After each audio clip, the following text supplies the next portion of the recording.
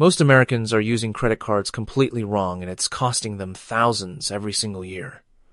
But a small group of people have figured out a system, a specific plan, and they're getting free flights, hundreds in cash back, and building better credit all at the same time.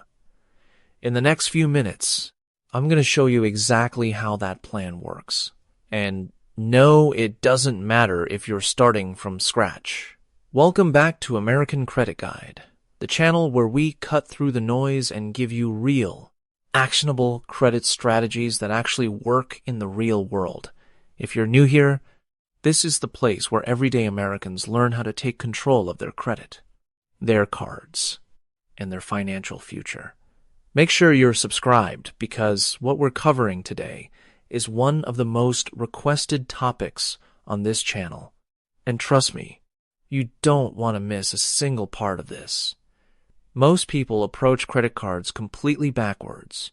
They sign up for whatever card their bank offers, swipe it for everything, pay the minimum, and then wonder why their wallet is full of plastic but their bank account is still empty. That's not a credit card strategy.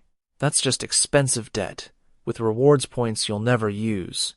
The Americans who are actually winning with credit cards in 2026, we're talking free flights, thousands in cash back, zero interest on big purchases. They're not smarter than you. They just figured out one thing early. Credit cards are a tool, not a trap. And like any tool, the outcome depends entirely on how you use it. So let's talk about the plan that actually works. The first thing you need to understand is the foundation of every smart credit card strategy, and almost nobody talks about this part. It's called your spending ecosystem. Before you ever apply for a single card, you need to know exactly where your money goes every month. Not a rough guess, actual numbers. Because here's what most people don't know. The best credit card for someone else might be the worst credit card for you. If you spend most of your money on groceries and gas, you need a completely different card than someone who travels 4 times a year. The banks know this. That's why they make the rewards categories confusing. They're hoping you'll pick based on the commercials instead of the math. So step 1, and do this tonight, go back through 3 months of bank statements and categorize your spending. Dining, gas, groceries, travel, online shopping, subscriptions. When you see the actual numbers, the right card becomes obvious. This one step alone could be worth hundreds of dollars a year. Now here's where it gets interesting. The smartest credit card users in America aren't carrying one card. They're carrying 2 or 3, each one strategically chosen to maximize rewards in different categories. This is called a card stack, and it's the backbone of the plan. The typical high-performing stack in 2026 looks something like this: a flat-rate cashback card for everything that doesn't fit a bonus category. You want at least 2% back on every dollar with no cap, no games. Then a category-specific card for your biggest spending area, whether that's 5% on groceries or 3% on dining. And depending on your lifestyle, possibly a travel card with a strong welcome bonus to fund flights and hotels without touching your paycheck. But here's the catch most people miss. The welcome bonus, what the industry calls a sign-up bonus, is often worth more than an entire year of regular spending rewards combined. We're talking $500 in cash back, or 60,000 points that can book a round-trip flight. And the only requirement is that you spend a set amount in the first few months. If that amount aligns with your normal spending, you're essentially getting paid to buy groceries. That's not a loophole. That's the game. Now let's talk about the thing that can either make this strategy brilliant or absolutely destroy it: the balance. Because none of this, not the rewards, not the points, not the free flights means anything if you're carrying a balance month to month. A credit card with a 24% APR will eat your 2% cash back for breakfast. You'll spend 12 months chasing rewards, while the interest charges quietly cost you 3 times more. This is why the number one rule of any credit card plan that actually works is simple. Pay the full statement balance every single month, without exception. Not the minimum payment, not the current balance, the full statement balance. If you can't do that, you're not ready for a multi-card strategy. Start with one card, one category. Build the habit first. Here's what separates the people who build wealth through credit card optimization from the people who just talk about it. They treat their credit card like a debit card. The money is already in the checking account before they swipe. The credit card is just the vehicle for collecting rewards. The spending behavior doesn't change. Only the card in their hand changes. This mindset shift is everything. Okay, so you've mapped your spending. You understand the stack concept. You're committed to paying in full.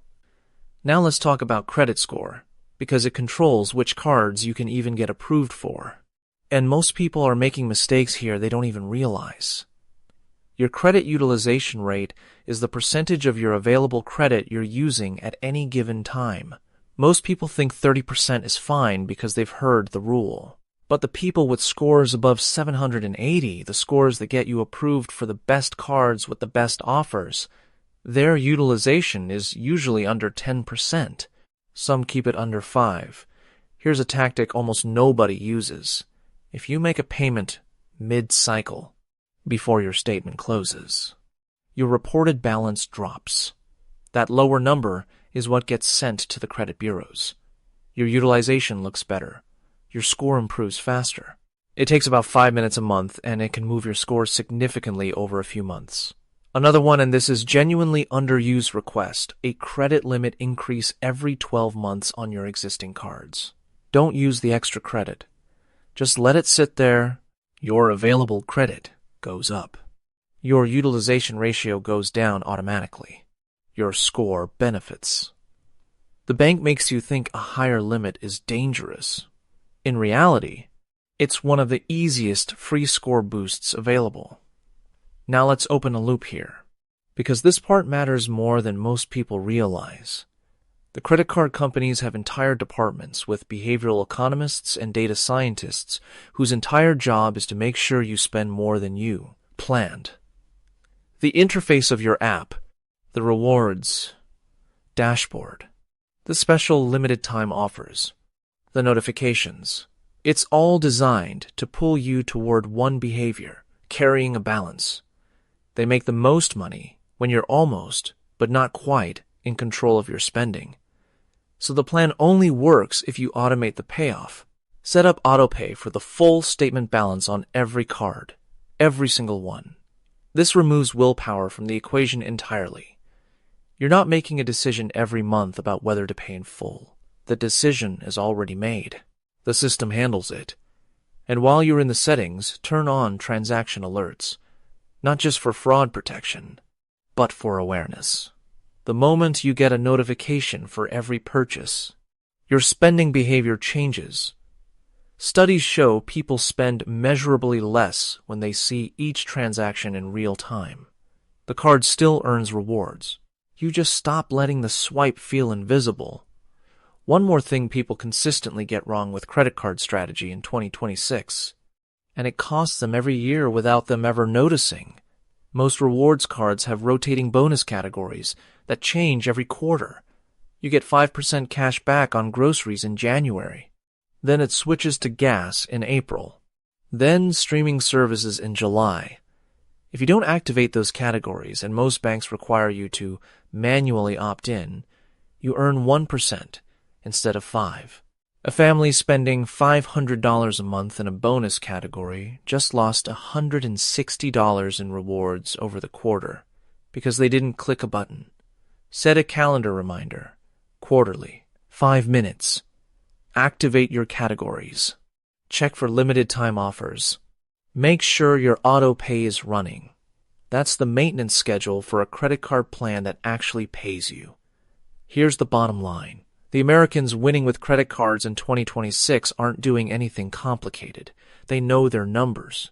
They stack cards intentionally. They never carry a balance. They automate everything.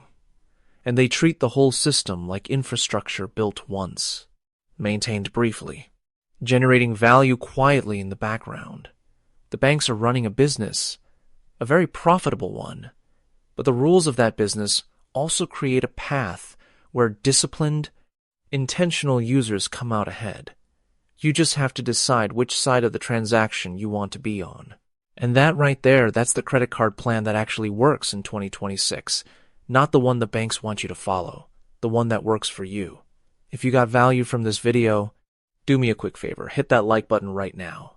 It takes 1 second, and it helps this video reach more Americans who genuinely need this information. And if you haven't subscribed to American Credit Guide yet, what are you waiting for? We drop new videos every week, breaking down credit cards, credit scores, and money strategies that nobody else is explaining this clearly. Got questions? Drop them in the comments below. I read every single one, and I'll personally reply. And share this video with someone you know who needs to hear this. You might just save them from a very expensive mistake. I'll see you in the next one.